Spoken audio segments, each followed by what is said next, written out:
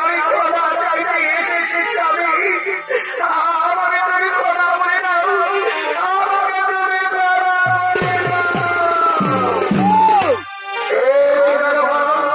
কি এমন অন্যায় করেছো তুমি? কিসের জন্য গেল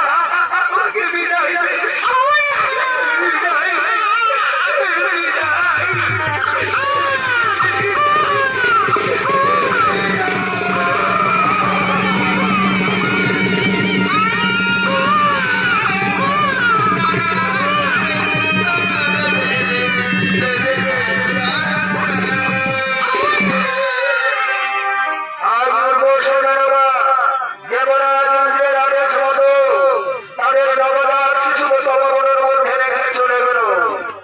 ওদিকে সমস্ত মুনি ছিল তারা শান্ত করার জন্য এই তপবনের পথে করছে আগমন।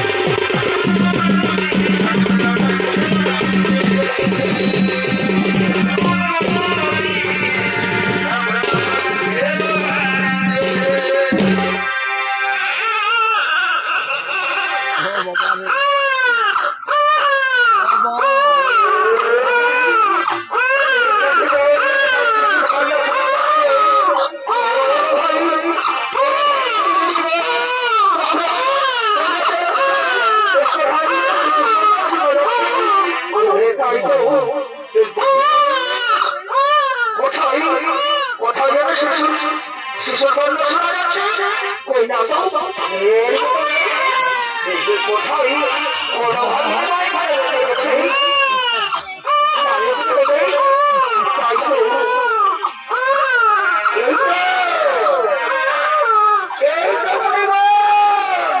এইখানে একটি নবজাত শিশু পড়ে আছে ভাগ্য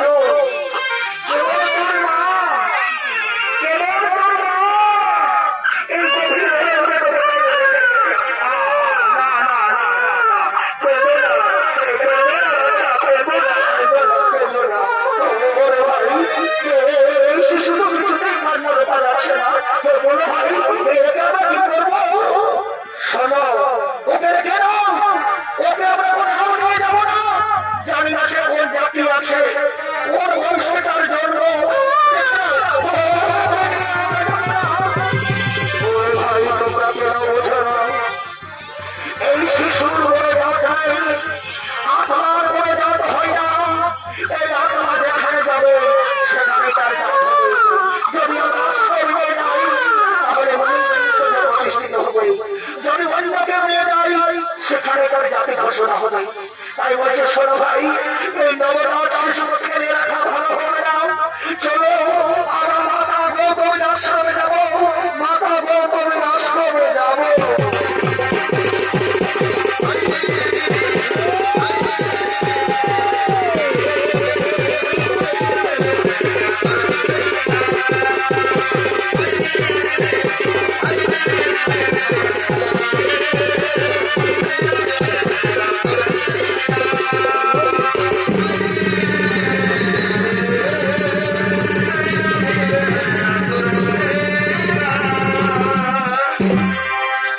আজ সমস্ত মুনি ঋষিগণ যোগ স্নান করতে এসে যে শিশু কন্যাকে তারা তপবনে পেয়েছে সেই কন্যাকে তারা নিয়ে চলে গেল আশ্রমে, তুলে দিল মাতা গৌতমীর হাতে।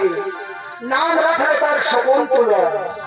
এই শকুন্তলা দিনের পর দিন, মাসের পর মাস, বছরের পর বছর, যখন 18 বছর পূর্ণ হয় তখন শকুন্তলা তার সাথে প্রিয়ঙ্গতা ও তাদের সঙ্গীদের নিয়ে তারা ফুল তোলার জন্য করছেন। আর ওই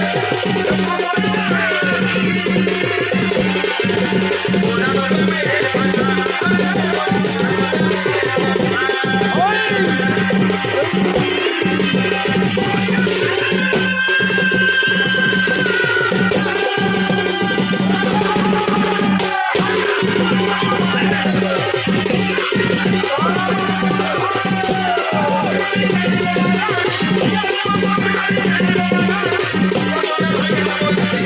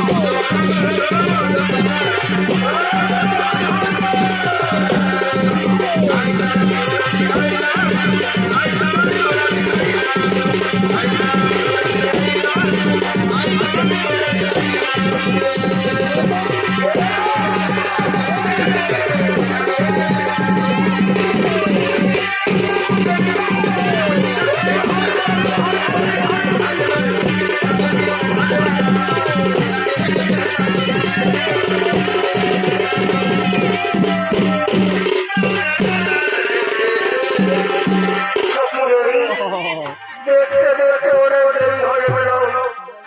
তাই বলছি চলো আমরা ফুল তুলবো আর কাঠের কলসির জন্য আমরা আশ্রমে ফিরে যাবো। ঠিক বলেছো সে বন্ধুরা, আমরা স্নান করবো, আমরা ফুল তুলবো আর কাঠের কলসির জল ভরে আমরা আশ্রমে ফিরে চলে যাবো।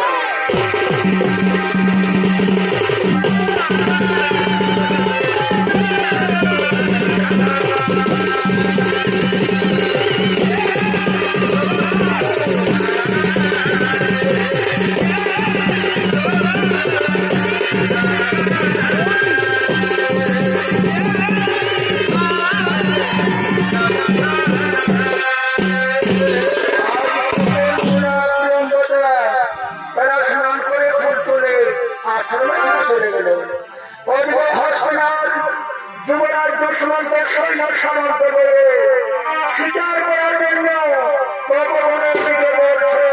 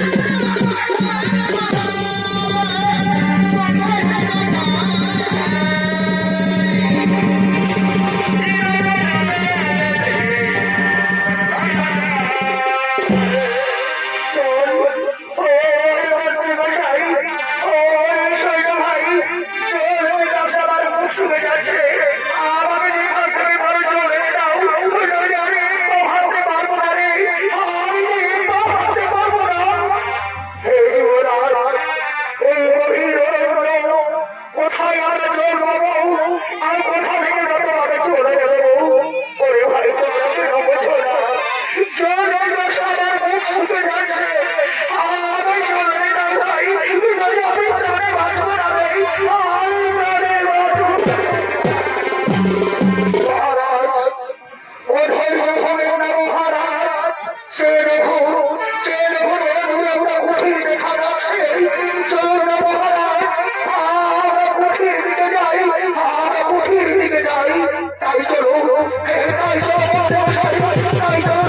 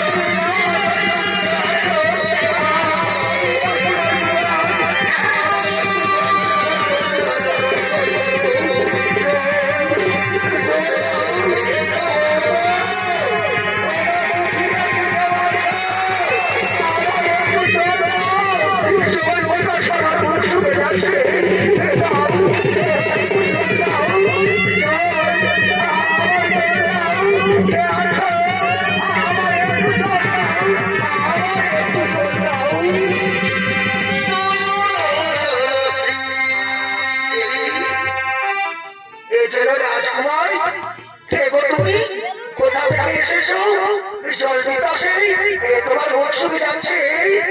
ঠিক আছে, আমি তোমার জল পান করাবো, আমি তোমার জল পান করাবো। এসো এসো কুমার, আমার কাছে এসো, তুমি এখানে বসো, আমি তোমার জল পান করাবো। দাও দাও সুন্দরী, আমার জল দাও, আমার জল দাও।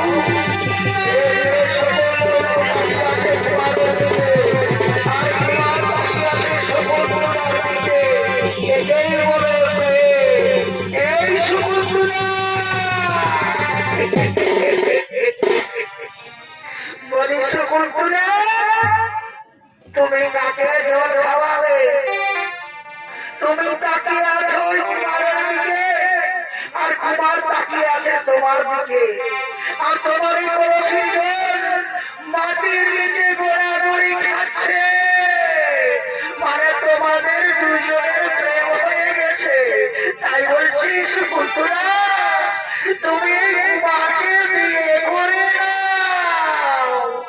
ঠিক বলেছো, তোমরা ঠিক বলেছো, আমি বিয়ে করে নেবো, কিন্তু কেমন করে বিয়ে করবো জানি না। কোথা থেকে এসেছে, কি নাম, কোথা ধাম, কি তার পরিচয়। ওগো ওগো কুমার, তুমি কোথা থেকে এসেছো, কি না নাম, কোথায় ধাম, কি তোমার পরিচয়, আর কেন তুমি আমাদের কুঠিরে এসেছো? সুন্দরী, আমি হস্তিনার থেকে এসেছি, আমি হস্তিনার যুবরাজ। এইবার তুমি বড় সুন্দরী, কি নাম, কি তোমার পরিচয়? ওগো কুমার, আমি মণিকন্যা, নাম আমার শকুন্তলা। আহারে কি সুন্দর নাম। তাই এসো শকুন্তলা, এই শুভ সময়ে শুভ লগ্নে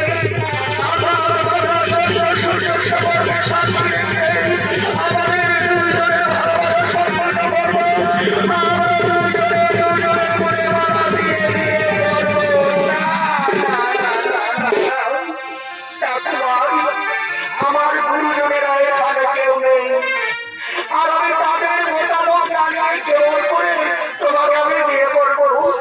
আমি তোমাকে বিয়ে করতে পারবো না কুমার, আমি তোমাকে বিয়ে করতে পারবো না।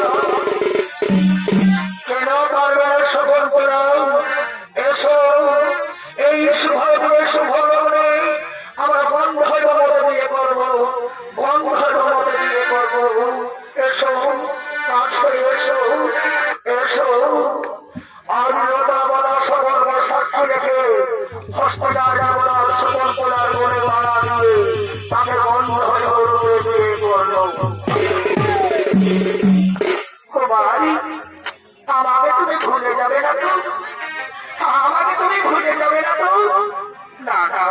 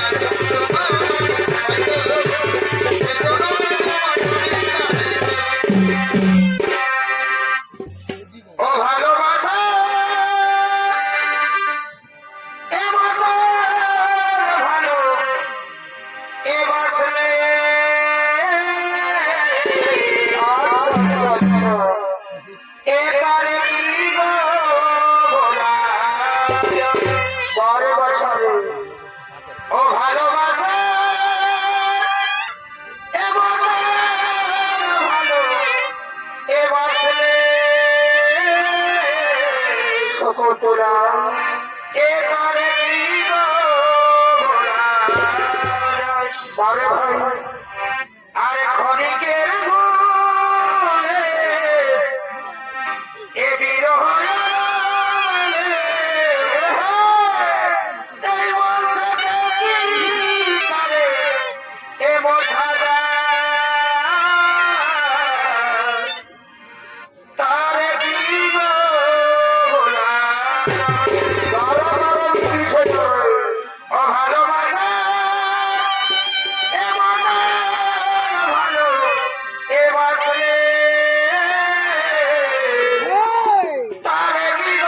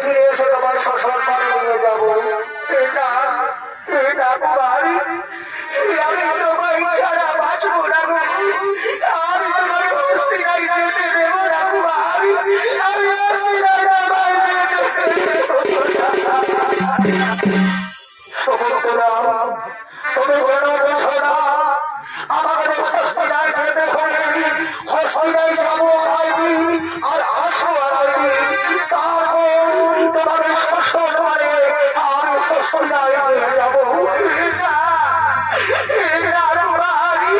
তুমি আমাকে সবাই নিয়ে চলো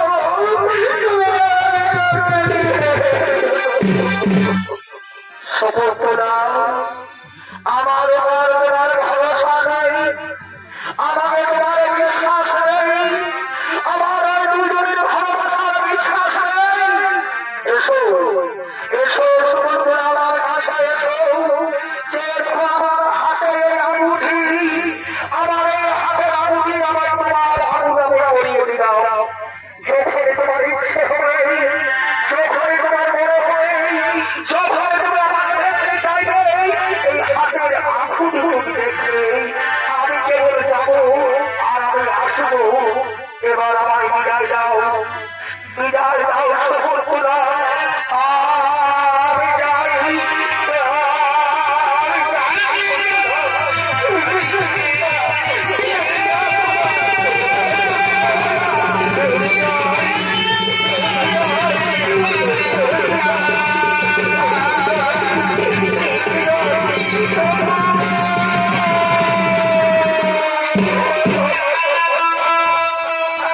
Galinha!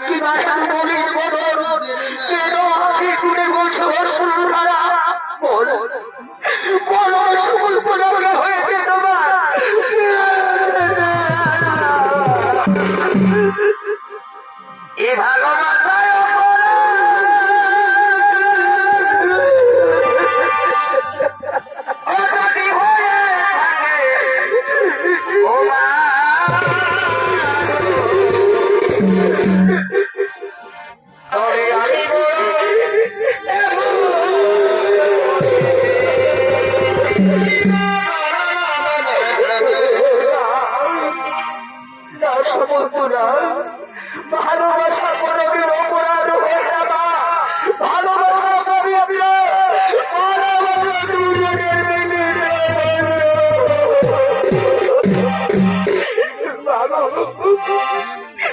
আমি তোমাদের ওনাকে ভালোবাসা করেছিলাম মা, হস্তিনার যুবরাজের সঙ্গে তার প্রেমে মগ্ন হয়েছিলাম। খোদার মহামণি দুর্বাসা আমায় অভিশাপ দিয়ে গেছে, আমার ভালোবাসা আমাকে ভুলে যাবে না, আমার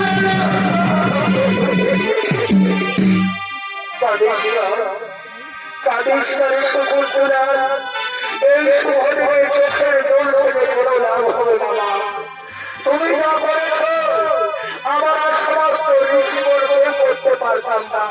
এই মহানন্দের বিষয় তুমি হস্তদার যুবরাজের বলে মারা দিয়ে তাকে স্বামীর